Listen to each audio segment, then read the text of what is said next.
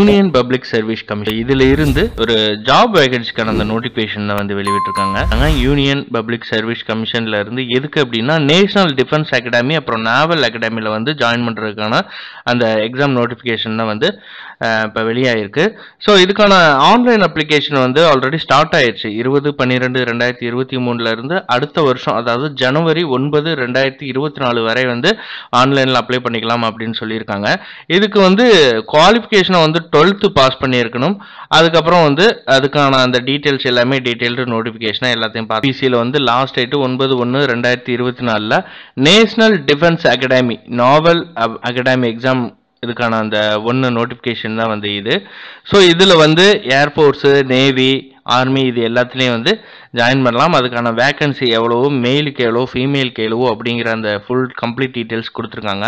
So இதுக்கான website வந்து upsc.gov.in இதில் நீங்கள் செக் பண்ணலாம்.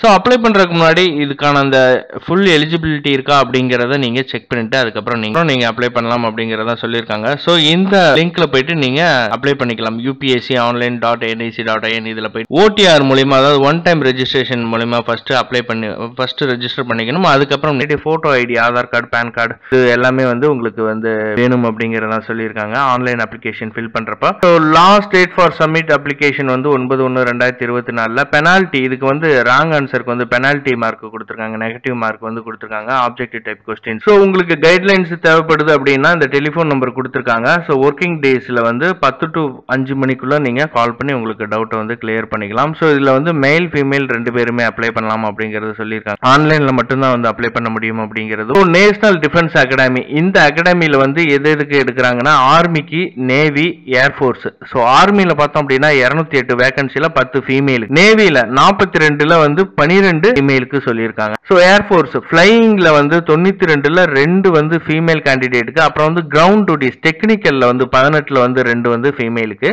கிரவுண்ட் டியூட்டிஸ் வந்து நான் டெக்னிக்கல், அதாவது ஏர்ஃபோர்ஸ் கிரவுண்ட் டியூட்டிஸ் டெக்னிக்கல், நான் டெக்னிக்கல் 2 இருக்கு. ஸோ அதுல தான் வந்து 10 வேகன்சி வந்து நான் டெக்னிக்கல்ல 2 வந்து ஃபீமேலுக்கு கொடுத்துருக்காங்க. ஸோ அடுத்த அகாடமி பார்த்தீங்கன்னா நாவல் அகாடமி. இது வந்து 10th +2 கேடட் என்ட்ரி ஸ்கீம்ல வந்து 30 சொல்லியிருக்காங்க. இதுல 9 வந்து ஃபீமேலு. ஸோ ஓவராலா வந்து 400 வேகன்சி வந்து இந்த இயருக்கு வந்து சொல்லியிருக்காங்க 2024.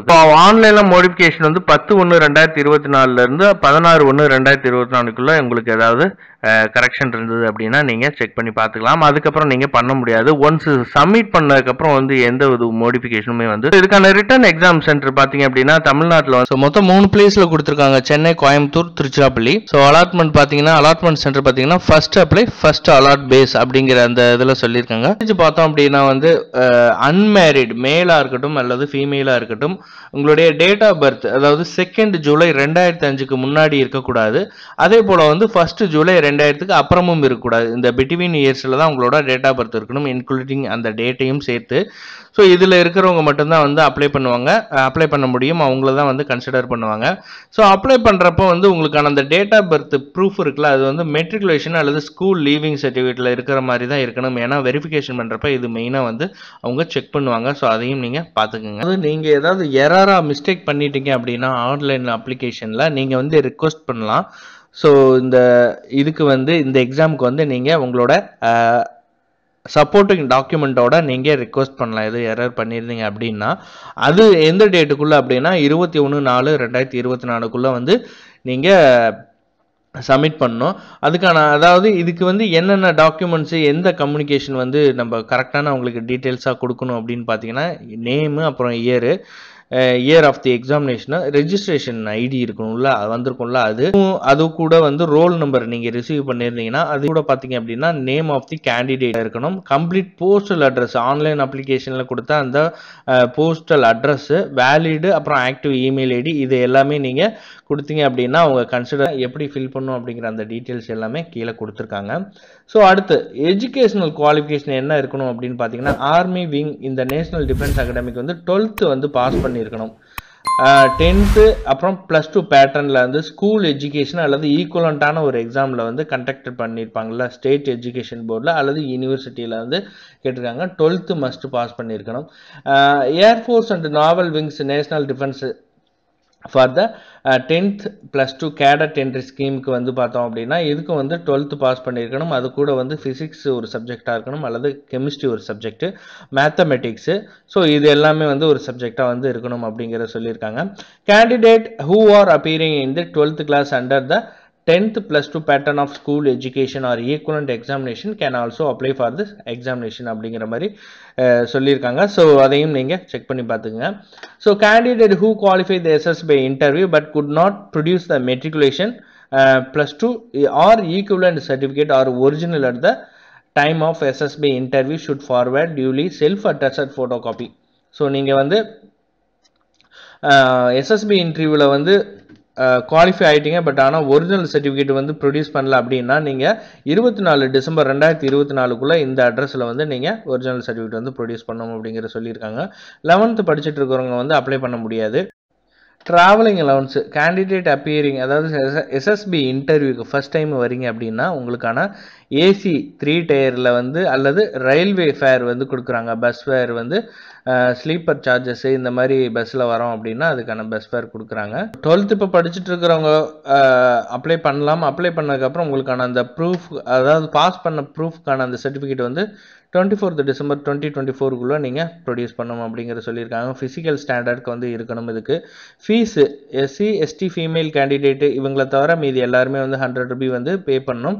Credit card, UPI, debit card இது மூலிமா வந்து நீங்கள் பே பண்ணிக்கலாம். பே பை கேஷ் பண்ணுறீங்க அப்படின்னா 8/1/2024க்குள்ளே நீங்கள் பே பண்ணிடணும் அப்படிங்கிறத சொல்லியிருக்காங்க. ஆன்லைனில் அப்ளை பண்ணுறதுக்கு வந்து எப்படிங்கிறத சொல்லியிருக்காங்கன்னு பார்த்தீங்கன்னா UPS-online.nic இந்த வெப்சைட்டில் போயிட்டு OTR ஃபஸ்ட்டு ரெஜிஸ்டர் பண்ணி அதுக்கப்புறம் நீங்கள் அப்ளை பண்ணிக்கலாம். ஸோ இன்கம்ப்ளீட்டாக அப்ளிகேஷன், அதாவது நீங்கள் ஃபீஸ் பே பண்ணல, இல்லை மற்றபடி பாதியிலே ஏதாவது கேட்டிருக்கிற டீட்டெயில்ஸ் எல்லாத்தையும் நீங்கள் மிஸ் பண்ணிட்டீங்க அப்படின்னா வந்து அது இன்கம்ப்ளீட்டட் அப்ளிகேஷனாக வந்து அக்செப்ட் ஆகிடும்.